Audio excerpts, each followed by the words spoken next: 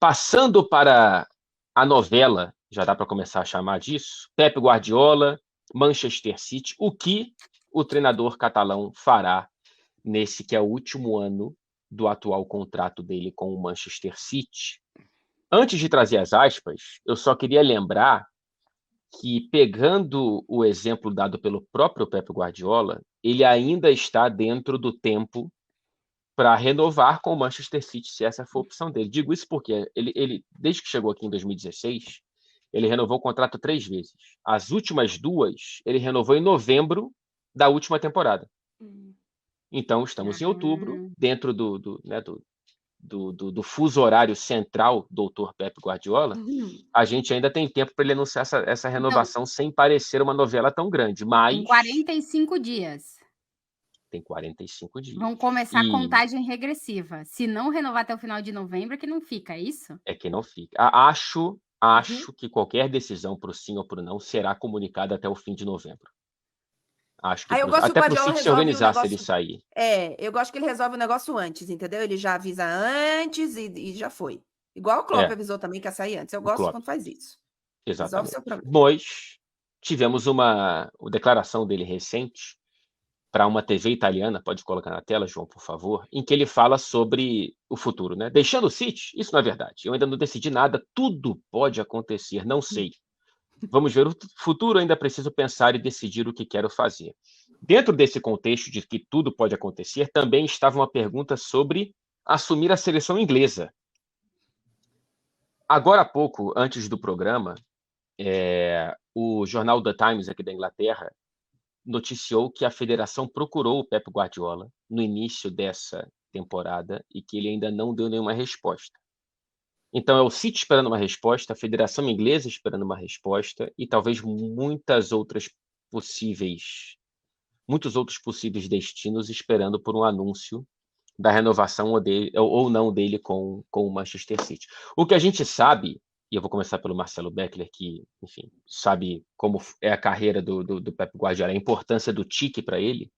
O Tite Bekenstein anunciou que vai sair ao fim dessa temporada e ele, que é atual diretor esportivo do Manchester City, ele foi o cara que, por exemplo, entre aspas, deu a vaga de treinador para o Pep Guardiola do Barcelona B para o Barcelona A, Marcelo. Eu acho que, por uma mente tão inquieta como a do Guardiola, ficar 7 temporadas, né? Ele tá no Manchester City. Essa é a 9ª. O tempo passa, hein? Para ficar tanto tempo, porque ele confia muito em quem tá ali.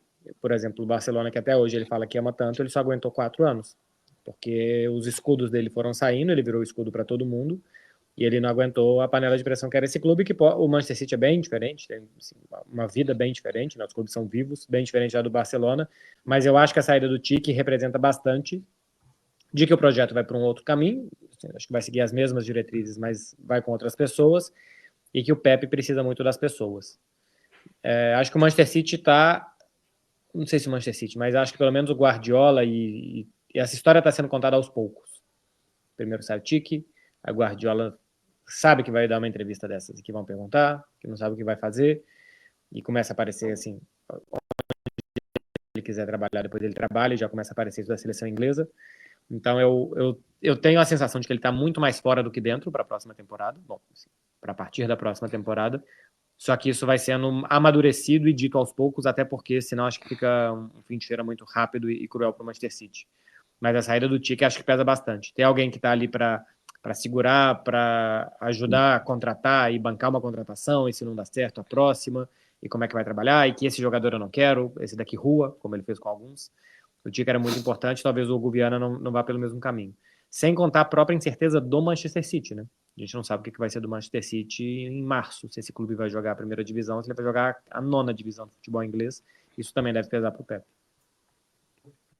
A questão é que eu imagino que ele vai ter que tomar uma decisão antes dessa definição. Ele vai ter que tomar uma decisão no próximo, ele não vai ter que, mas eu imagino que ele queira, e o próprio clube queira também, que ele tome uma decisão até o fim desse ano. E aí a mais e um veredito.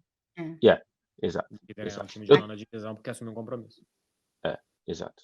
A questão é, vocês veem o Guardiola uma temporada sem estar em lugar nenhum? Eu vejo. Ele já fez isso. Ele já fez isso quando saiu do Bayern de Munique. Não, foi, né? Do Barcelona antes de assumir o Bayern, exatamente. Que estava esgotado do Barcelona, né? O povo sai do Barcelona, precisa...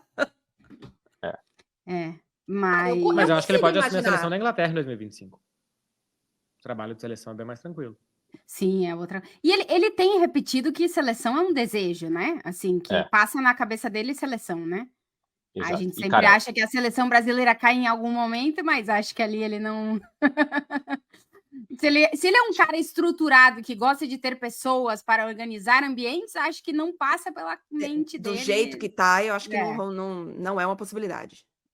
Não, se eu tivesse que colocar mais fichas hoje, seria não renovando com o City e assumindo a seleção inglesa no verão europeu que vem.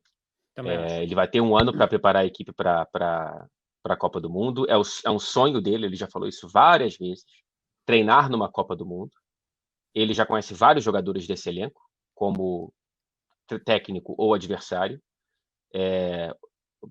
Todo mundo fica perguntando se o Guardiola não precisa da rotina de clubes para passar a metodologia de jogo. Cara, hoje a metodologia de jogo do Guardiola está em todo lugar. Eu acho que ele não precisa de tanto tempo assim.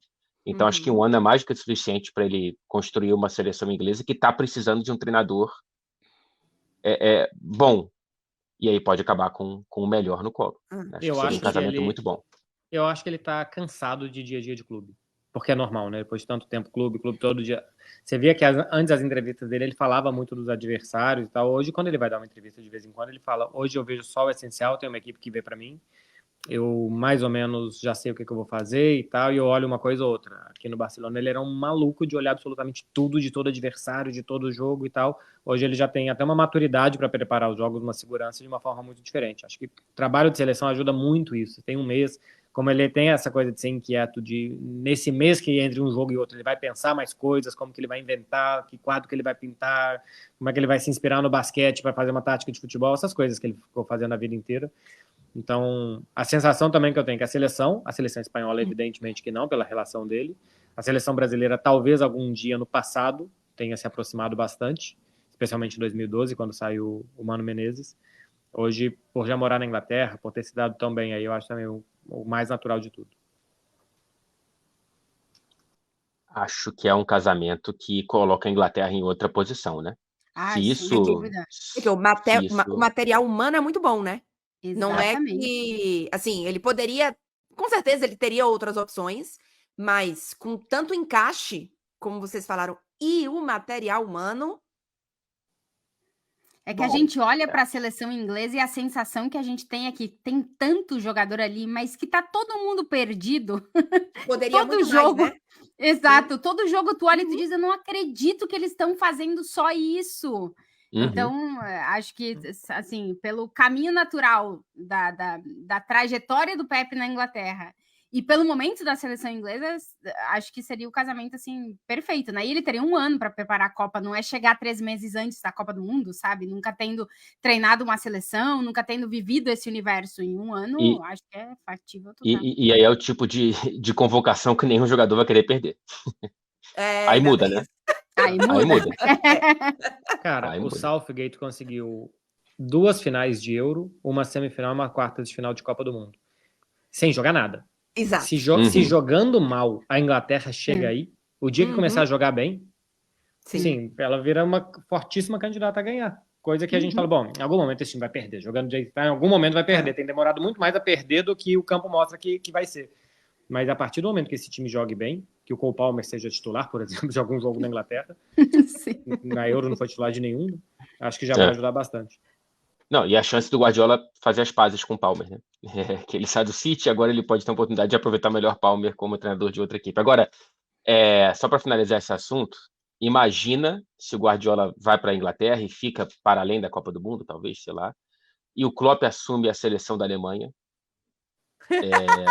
Imagina a Eurocopa. E o Zidane assume a França. Aí eu gosto. Universo louco. Cara, imagina a Eurocopa de 2028, é isso? 28, é. Imagina. E numa dessas que...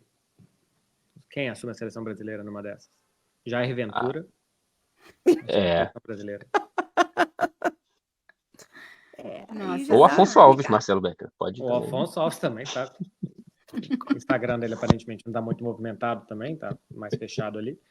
Jair Ventura, que fez um bom trabalho no Atlético Goianiense, né? Deixando à beira da zona do rebaixamento e repetindo agora com o Juventude. Perfeito.